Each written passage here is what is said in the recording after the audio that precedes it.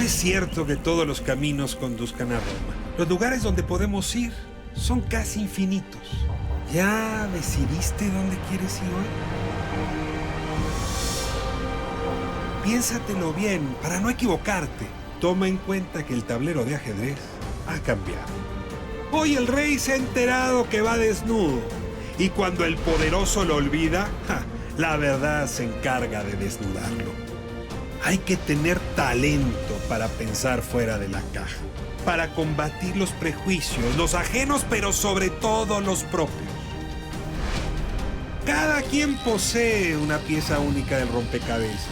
Por eso intentamos dialogar, para armarlo juntos. La palabra nos libera y la conversación nos empareja. Aquí no hay lugar común. Ricardo Anaya, bienvenido a No hay lugar común. Muchas gracias y gracias por esta oportunidad de platicar contigo, con el auditorio en este nuevo formato, entiendo muy flexible y listo para platicar de lo que tú quieras. Sí, vamos a tener una conversación hoy que viajará de lo íntimo a lo público, espero con mucha velocidad. Y déjenme comenzar con la primera pregunta. No son muchos mexicanos los que un día amanezcan y se den cuenta que según las encuestas pueden ser presidenciables. Y después de las elecciones de junio del año pasado, así ocurrió. ¿Cómo se vive esa sensación? Antes que otra cosa, me doy cuenta que estoy entre las 6 personas que pueden ser presidentes de México. ¿Qué se siente en el estómago? ¿Qué se siente en la cabeza? Te diría 2 cosas. La primera, yo he aprendido que en la vida hay que ir paso a paso. Y te lo digo con absoluta franqueza, honestidad, no estoy pensando en eso en este momento. No, pero no estoy... Ok, la cabeza no. Entonces, ¿qué se siente? Ahora, cuando uno abre un periódico y ve encuestas y aparece en ese escenario en el que tú estás planteando, pues por supuesto que la sensación es intensa. Lo que yo me trato de recordar a mí mismo es que tengo una responsabilidad ahorita, que es sacar adelante al partido, que tenemos elecciones este año, en 2017, que son 3 estados que van a tener elección de gobernador, uno de ellos importantísimo. Las responsabilidades toman por encima de las emociones. Sí, es decir, la emoción siempre va a estar ahí presente, Ricardo. ¿Por qué alguien querría ser presidente de este país? Lo digo pensando en un niño de primero de primaria que a lo mejor tiene ese objetivo, pero las cosas están tan difíciles que no sé si sea el momento más adecuado para ocupar esa oficina. Claro, yo creo que por eso.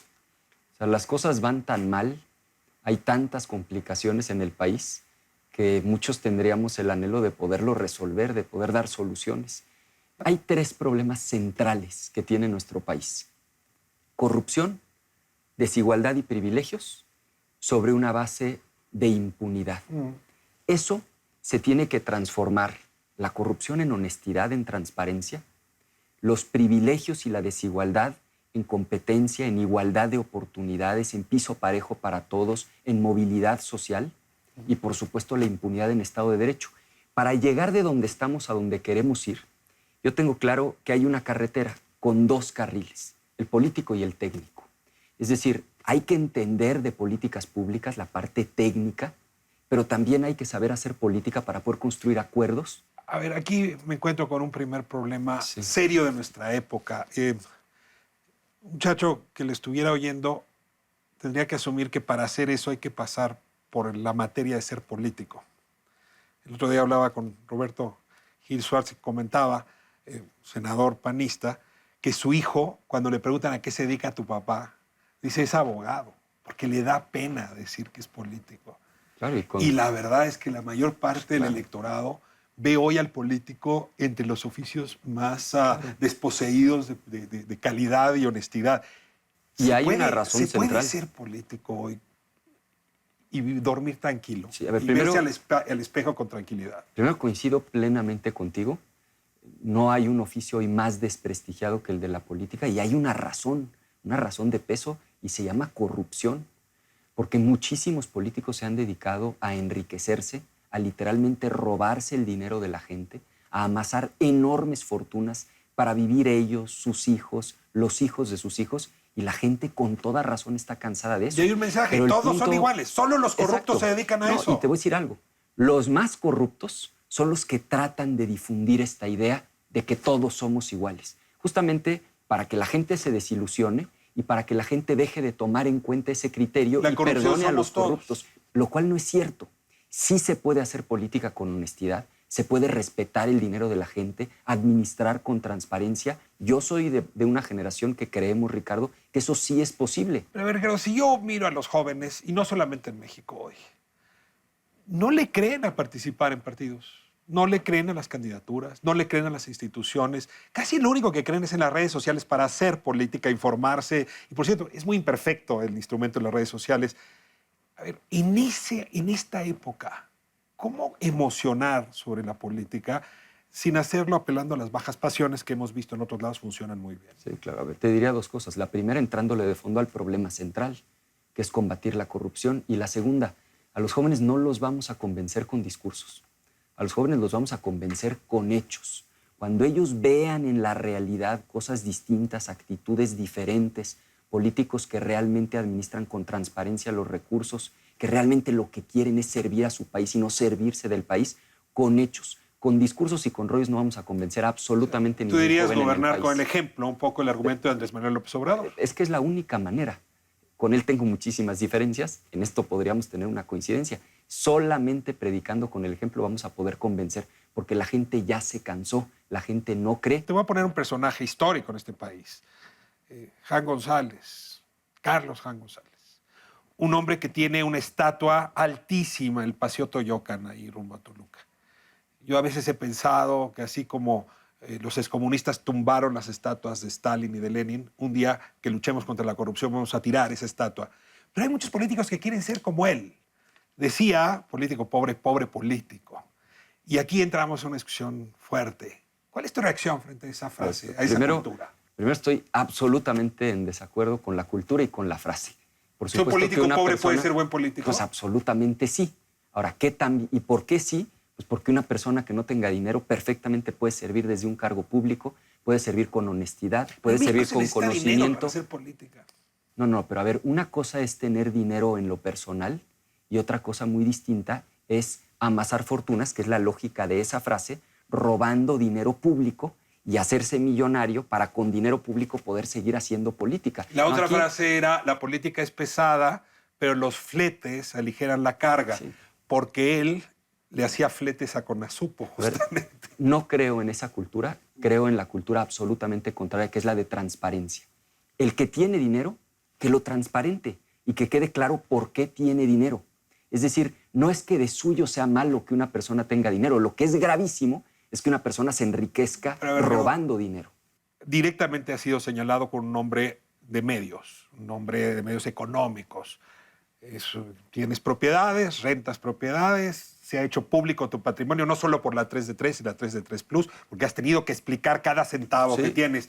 Y entonces la sensación que deja, bueno, pues este hombre ya tenía la vida resuelta, ¿cómo no se va a dedicar a la política? ¿Qué respondes? Te diría dos cosas. Creo en la transparencia y probablemente en términos patrimoniales soy uno de los políticos más transparentes del país. ¿Y uno de los más ricos? No, ni remotamente, pero ahorita lo discutimos. En mi página de internet cualquiera puede ver mis ingresos absolutamente desglosados, de dónde vienen, qué proviene de mi sueldo como presidente del partido, qué gana mi esposa mensualmente, qué tenemos juntos en 2 empresas familiares, cuáles son nuestros ingresos mensuales y en qué gastamos. ¿En qué creo, Ricardo? En que seamos transparentes. Ahora, para que cualquiera podría curarte frente a la crítica, pero déjame ponerte a 2 periodistas. Sí. Álvaro Delgado te acusa de haberte llevado, cuando eras funcionario en el gobierno de Querétaro, dinero del programa Acción Comunitaria. Desapareciste, dice él, 1,000 millones de pesos. No, eso es, a ver, ahí hay un error de información.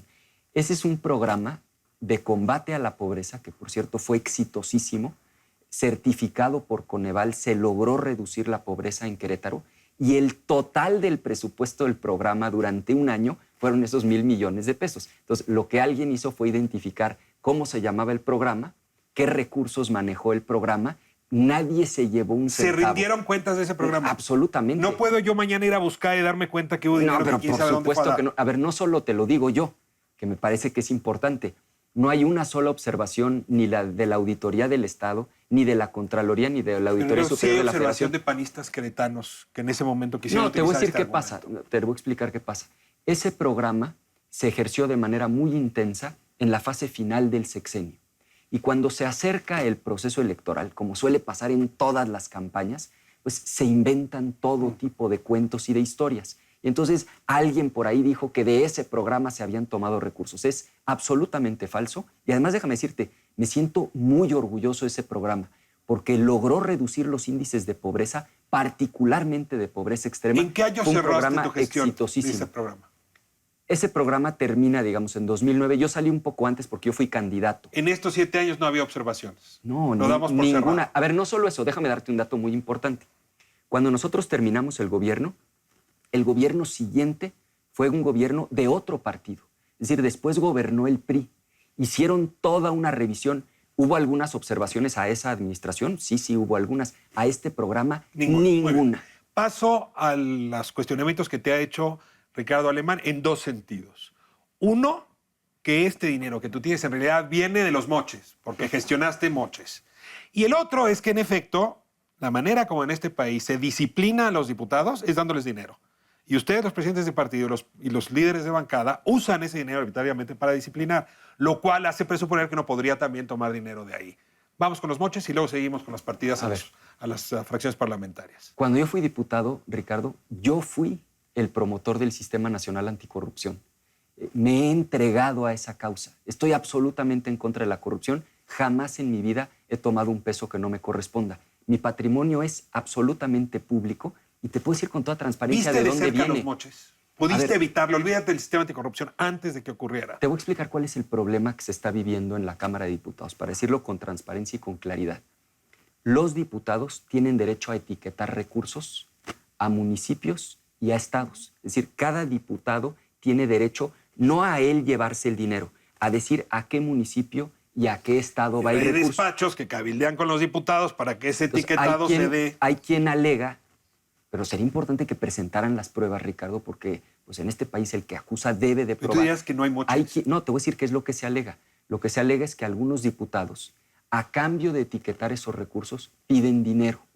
Cuando yo fui diputado federal, le pedimos a la Auditoría Superior de la Federación, que es el órgano que hace las auditorías, que pudiera, inclusive lo pusimos en un artículo del decreto, que pusiera especial lupa y especial acento en esos fondos, para que si se identificaba un caso donde alguien estuviera pidiendo dinero de regreso, donde la obra tuviera sobreprecio, donde estuvieran pagando más de lo que en realidad valían las cosas, pues que se actuara con Ricardo, absoluta ahí firmeza. faltará investigación porque los presidentes municipales te lo cuentan. Vino tal despacho, vino a pedirme dinero a cambio de conseguirme que me Ricardo, etiquetaran. hay que entrarle con todo. Tú ya oíste esa queja. Hay que entrarle con todo. ¿Te llevaste dinero a los moches? Jamás, de ninguna manera. Y a quien lo haya hecho, Ricardo, que lo metan a la cárcel.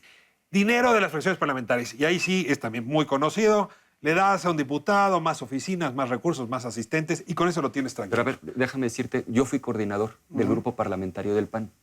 Cuando yo llego a la coordinación, había un problema de recursos en el grupo, había un déficit de 20 millones de pesos. No porque alguien se lo hubiera llevado, porque traían un ritmo de gasto mayor que los ingresos que se estaban recibiendo. Y lo llevaste a cero. Te doy datos concretos. 1, no contraté una sola persona adicional durante el tiempo que yo fui coordinador. Me quedé con todo el equipo que ya estaba. 2, no firmé un solo contrato nuevo de prestación de servicios con ningún proveedor, sin excepción alguna, y los datos son públicos y los puedes revisar. Y 3, establecí un plan de austeridad con ahorros muy importantes y cuando yo entregué la coordinación, los números ya estaban ¿De esos perfectamente recursos equilibrados. algo fue a dar a sus cuentas o las de tus empresas? No, absolutamente No hay manera de probar que hay dinero que salió de la fracción parlamentaria del No, PAN hombre, pero ¿cómo a tus crees? cuentas. ¿Cómo crees, Ricardo? A pagar tus tarjetas de crédito. No, hombre, pero por favor, de ninguna manera. A ver, siempre me he conducido con honestidad, con transparencia. Y mira, yo entiendo a la gente. Seguramente la gente que nos está viendo tiene ya de entrada una desconfianza hacia el político y tienen razón, porque pues, la gente está harta de ver políticos que se han hecho multimillonarios robándose el dinero. Los políticos exitosos pero están creo que hay que expuestos decirlo. a que sean revisados con mayor lupa. Y yo estoy abierto, ¿eh? Y mi patrimonio está disponible para que cualquiera lo revise. Pero el mensaje que sí hay que insistir, Ricardo, son 2 cosas. 1, no todos somos iguales. Y 2, no nos resignemos. Has dientes. estado repitiendo que mandaste a tu mujer y a tus hijos a Atlanta para que tuvieran una oportunidad de hablar inglés. Así es. Pero a muchos se nos han ocurrido otras explicaciones, como por ejemplo, le dio miedo ser presidente del PAN y tener a los hijos en la familia, dada la inseguridad, o iba a trabajar muy pesado durante 2 años, sabes que mejor los dejó allá para poder dedicarse aquí a trabajar. Es decir, más allá de otros argumentos. No, te lo comparto te vuelvo con a toda preguntar. transparencia. A ver, ¿qué lo explica? Primero, Es la misma oportunidad que me dio mi mamá a mí, pero además a esa misma edad, cuando yo era muy chiquito, tú lo sabes, cuando un niño puede aprender un idioma de manera prácticamente automática, es una ventanita que va entre los 4 y los 8 años. Simplemente lo metes a un salón de clases donde hablan el otro idioma, no importa qué idioma sea. Se vuelve nativo. Y a los 3 o 4 meses está hablando el idioma y a los 2 años lo tiene absolutamente consolidado. Esa es la oportunidad que a mí me dieron cuando era chiquito. Nos fuimos con mi mamá a Estados Unidos. Invertiste en esa opción. Y por lo tanto yo decidí darle a mis hijos exactamente la misma oportunidad. Déjame darte un dato importante. El proyecto no solamente lo planeamos antes de que yo fuera presidente nacional del PAN, porque estas cosas no las arreglas de un día para otro. ¿Desde cuándo lo pensaron? No, desde que nos casamos lo teníamos platicado. Que en estas edades iban a Que ir. cuando justamente estuvieran entre los 4 y los 8 años nuestros 3 hijos, buscaríamos esa oportunidad. La idea original, Ricardo, era podernos ir todos como familia. Pero en política nunca sabes en qué cargo público Pero vas es que a sí estar. hay una coincidencia extraña. No, pero déjame darte un dato importante. Regresan en septiembre, No, que pero a es ver. justo cuando podría ser candidato ya abierto del PAN. Pero déjame darte un dato importante. El proyecto educativo, que es temporal, es por 2 años, empezó antes, Ricardo, de que a mí siquiera me eligieran presidente nacional del PAN. De tal manera que no hay absolutamente... No hay ningún Porque eres cálculo un hombre político. muy meticuloso. Y te voy a No decir algo. calculaste los tiempos. Los necesito de vuelta de septiembre, ya podría yo déjame ser decirte candidato, algo. los quiero conmigo. Déjame decirte algo con el corazón en la mano. Porque sí se ve mal que un candidato tenga la familia claro, afuera. déjame decirte algo con el corazón en la mano. Calculo muchísimas cosas en la vida. No hago cálculos políticos con mis hijos. Es decir, mis hijos son lo más importante que tengo en la vida y hago un esfuerzo por darles lo mejor. Creo que les estoy dando una buena oportunidad, que van a aprender un idioma, que en unos cuantos meses estarán de regreso, por cierto, antes de septiembre aquí en México, y que continuaremos con nuestra vida normal como siempre la hemos tenido. Déjame preguntarte qué te dice cuando te metí en política y cuando ve que las encuestas te están colocando como presidenciable. ¿Qué te dijo tu madre cuando vio que las encuestas ya te traían entre los 5 o 6 personas que pueden ser presidentes de México en 18? 2 cosas principalmente. Como cualquier mamá, y quienes somos papás lo entendemos, se preocupa por su hijo. Entonces, mi mamá me insiste mucho en cuídate. Sabe perfectamente que el ambiente de la política es un ambiente duro, Ricardo, es un ambiente hostil. Peligroso. Y segundo, sí, por supuesto. Entonces, pues claro que ella tiene una preocupación por su hijo, como la tengo yo por mis hijos. Y lo segundo que me insiste mucho es, haz las cosas bien, ¿sí? Apégate a los valores que te transmití, sé una gente honesta, que te puedas siempre sentir orgulloso de lo que haces, que puedas siempre ver a tus propios hijos a la cara y decir, pues las oportunidades que a mí se me dieron de servir, las aproveché correctamente. Regreso a lo público. Dice Margarita Zavala y los panistas que la acompañan que las reglas para elegir candidato del PAN a la presidencia no la favorecen y que por eso habría que modificarlas para que fueran más equitativas. Rafael Moreno Valle un poco ha estado diciendo lo mismo. Es decir, que las reglas como están favorecen al presidente del PAN, a Ricardo Anaya. ¿Qué le responde? Te diría varias cosas. La primera, Ricardo, yo estoy concentrado en lo que me toca, en lo que a mí me corresponde, que es ser presidente del partido, en enfrentar las elecciones para las cuales faltan ya nada más unos meses en el Estado de México, en Nayarit, en Coahuila y en Veracruz. ¿El y sí país vamos está a ganar. listo para tener una candidata mujer? Pero por supuesto que sí. ¿No tienes duda? No, claro que no. Me parece que ¿Margarita sería... Zavala podría ser esa mujer? Claro que sí, me parece que sería absolutamente ¿Votarías retrógrada. por Margarita Zavala? Claro que sí. A ver, nosotros ya postulamos a una mujer a la presidencia de la República, a Josefina No Vázquez ganó. Mota, con quien no ganó, pero hizo una buena campaña. Tengo una enorme relación de afecto con ella, la quiero mucho, la admiro. Yo mismo vengo de una familia en donde ha habido mujeres muy exitosas, creo en las mujeres, y me parece retrógrada limitarle cualquier derecho a una mujer. ¿Felipe Calderón es un activo o es un pasivo para Margarita Zavala? No, yo creo que es un activo. Mira, a ver, yo he estado recorriendo el país, Ricardo, y es cosa de ver cómo lo reciben a él. Ya quisiera un expresidente del PRI poder andar por la calle como anda Felipe Calderón. No, yo estoy convencido que él es un activo para el PAN y, por supuesto, también para Margarita. Pero tu candidatura sería anticalderonista. No, de ninguna manera. Mira, ese es el juego en el que Tú no podemos representas caer. a los que de todo el PAN no les gustaría ver a Calderón de nuevo. Pero ese es el juego en el que no debemos de caer. Afuera el electorado te miran como un panista no calderonista. No puedes eludir cómo te ven. No, a ver, es evidente que Margarita es mucho más cercana a Felipe Calderón que yo. Pues esa es Tú una fuiste obviedad. subsecretario de Turismo. Yo fui subsecretario. Ella fue presidenta del DIF. Sí, y es su esposa, eso es obvio. Pero, Ricardo, nos tenemos que salir de ese juego. Yo estoy convencido. El PAN no puede entrar en una guerra de facciones. Ahora, también hay que decirlo, es normal que en un partido democrático que tiene posibilidades de ganar haya tensiones internas. Es decir, los partidos que no tienen tensiones es porque no son ¿Tus partidos adversarios son leales democráticos. al partido? Yo creo que sí. ¿Pondrían la prioridad, como dijiste, México, el PAN y luego ellos? Confío en que sí, pero al final es una decisión personal y los hechos van a hablar por cada quien. Ahora vamos a hablar de tu ventaja. Así como la de Margarita es ser mujer, tu ventaja es ser joven.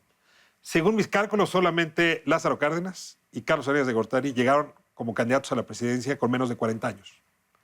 Tú podrías ser el político que le hable a los más jóvenes. Te pregunto, ¿crees que eso importa? Dos cosas. Uno, quien hoy diga que tiene el monopolio de la simpatía de los jóvenes es un mentiroso. Los jóvenes, y es una generación además a la que pertenezco y la conozco muy bien, somos sumamente observadores, van a estar haciendo juicios, cambian de opinión con relativa agilidad porque tienen acceso a información como nunca en la historia de la humanidad a través de teléfonos inteligentes, las redes sociales. Te doy un dato. 2008, no hace mucho de esto, prácticamente no había teléfonos inteligentes. La penetración era del 2%, hoy ya anda por el orden del 90%. Es decir, la cantidad de información a la que tienen acceso los jóvenes no tiene precedentes. Y no solamente la conozco de fuera, pues la conozco como Si prácticamente solo los parte de millennials ella. hubieran votado, habría arrasado Hillary Clinton. Tengo yo la impresión de que los millennials tienen valores mucho más liberales que algunos de tus compañeros en el PAN. Deja de plantearlo así. El PAN es un partido donde hay liberales, Santiago Krill, pero también está Luis Felipe Bravo Mena, que representa otro tipo de valores. ¿Tú eres liberal dentro de los panistas o conservador dentro de los panistas? ¿O no me puedes decir porque eres presidente del PAN? No, claro que te puedo decir. Me considero bastante liberal. También creo que el PAN es un partido plural, Ricardo, en donde convivimos personas que no en todos los temas pensamos igual y que procuramos ir construyendo consensos. Hay una base que son los principios del partido.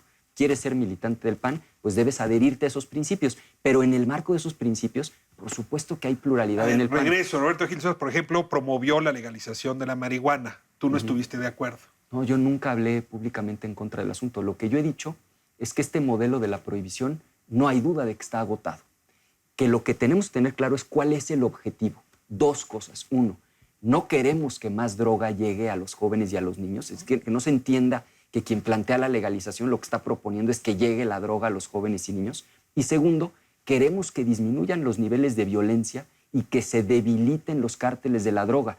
Dicho eso... O sea, estarías más cerca de California, que ahora legalizó, que de Estados Unidos, donde eso no va a pasar nunca. Absolutamente convencido de que sin prejuicios, con absoluta apertura y con mente liberal, tenemos que revisar esta política prohibicionista y encontrar, que sí me preocuparía, Ricardo, que México no es Estados Unidos. Si nosotros encontramos una fórmula que nos acerca a que no aumente el consumo, que me parece que tiene que ser un objetivo, que reduzca los niveles de violencia y que debilite financieramente a estos zampones, yo estaría absolutamente de acuerdo con esa fórmula. Uno de los temas que más divide al PAN, vuelvo a lo mismo, porque hay un voto panista muy importante, católico, conservador, es el matrimonio igualitario. No te voy a preguntar con el gente del PAN. ¿Tú dónde estás frente al matrimonio igualitario? Te contesto en lo personal, pero también te platico un poco la discusión adentro del partido, porque creo que no hay tanta distancia como parece. No, cuando ves esas manifestaciones sobre reforma, parece que el abismo es enorme. Sí, no, pero ese no pero es muchos el de PAN. ellos son votantes panistas, ¿no? Pueden No los ser- querrías perder, No, pues. pueden ser votantes del PAN, pero eso no es el PAN. Primero, en lo personal, me parece absurdo no estar de acuerdo con que dos personas que se quieran mucho, aunque sean del mismo sexo, vivan juntas, tengan seguridad jurídica, puedan heredar, puedan tener seguridad social. O sea, me parecería absurdo estar en contra de eso. El punto de O sea, no discusión... reconocerlos como una familia. Sí, esa parte no... Son una familia. No la entendería yo. Ahora, ¿dónde está Pero un déjame, punto...? dilo tú, ¿son una familia? A ver, sí, claro, que pueden ser una familia. El punto crítico, te voy a decir dónde está, Ricardo. El punto crítico está en que si se les dan exactamente los mismos derechos, entramos al terreno de la adopción. Y ahí sí hay, digamos, un debate que me parece no está terminado. Y con la misma franqueza con la que te respondí lo anterior, te digo, sí tengo mis reservas. ¿Por qué? Porque la adopción no es un derecho de los papás. La adopción es un derecho de los menores, de los niños. Y lo que habría que revisar es qué es lo que más conviene a los menores y a ¿Por los qué niños. siempre pensamos en la adopción? Eso pareciera hablar solamente de parejas de dos hombres. Las mujeres que tienen hijos y es hijo biológico y quieren casarse no caben en este supuesto que me estás No, contando. sí puede caber. y creo que es algo que tenemos que revisar con O apertura. sea, ¿por qué pero nada más la mamá que lo tuvo puede tener derechos y no la mamá que lo crió? Exacto. ¿Por qué no puede reconocerse derechos matrimoniales a esa pareja a pesar de que solamente una de ellas lo tuvo biológicamente? Lo que te estoy diciendo, y creo que hay que ser sensibles al tema, porque además cuando tú lo ves, cuando se le consulta a la población, 70% de la gente te dice sí, por supuesto, a que se puedan casar. No a la en un adopción. porcentaje alto, 70% te dice no a la A ver adopción. si no te pasa lo de Obama y Javier- lo de Hillary Clinton, que cambiaron de opinión ya cuando estaban en el poder. Déjame dejarlo ahí y te pregunto directamente por la libertad de elección de las mujeres sobre su cuerpo. Margarita Zavala ha sido rotunda, contundentemente en contra del aborto. ¿Tú tienes algún punto de vista al respecto que compartirnos? Sí, a ver, mi posición es muy clara. No a la criminalización de las mujeres. O sea, me parece una locura que una mujer que tomó una decisión así de difícil se le criminalice y se le pretenda meter a la cárcel. Estaré yo absolutamente en contra. Te llevo de la mano de nuevo a lo privado. Lo cual no implica que no esté a favor de la vida, ¿no? No está peleada una cosa con la otra. Regresemos a lo privado. Solo hay un modelo para que no se criminalicen las mujeres. A ver, se te ha acusado de no ser buen amigo, ¿no? Fuiste particular de Francisco Garrido Patrón, fuiste muy cercano y te ayudó a crecer Gustavo Madero, fuiste amigo de más joven de Roberto Gil, y ellos tres tendrían historias que contar donde pareciera que la política acaba siendo más importante que la amistad. No sé si es el caso de todos los políticos, pero dado que te han señalado por esto, este es un buen lugar para que digas. Creo profundamente en la amistad. Mi relación con Paco es extraordinaria. Es buena. Pero por supuesto, pregúntaselo tú. No tenemos absolutamente ninguna distancia. Lamentablemente con Gustavo Madero tuvimos diferencias cuando yo tuve que tomar dos decisiones muy difíciles. ¿Quién coordinaría al grupo parlamentario y quién sería el presidente de la Cámara de Diputados, en la opinión que corresponde? ¿Te habías comprometido con él a darle la coordinación? No, de ninguna manera. ¿Él la quería? No. Él sí la quería. ¿Él la merecía? La quería y yo entiendo la molestia por no haber logrado ese objetivo. Lo respeto mucho, pero también creo, Ricardo, que cuando se llega a una responsabilidad, no se toman decisiones por una lógica de amiguismo. Se toman decisiones pensando en lo que sea mejor para el país y cuando eres presidente del PAN, en lo que sea mejor para el partido. Y te puedo decir que he procurado tomar decisiones así. ¿Qué pasó con Roberto Gil? Que es como tu mancuerna. Es decir, fueron uno coordinador de campaña, el otro vocero, y hoy se ven en un lugar distinto. ¿Por qué? Él incluso firmó una carta el año pasado en contra tuya. Pero te explico por qué. Porque ambos creemos en la libertad y porque la amistad no está peleada con que haya honestidad intelectual, con que cada quien pueda decir lo que crea.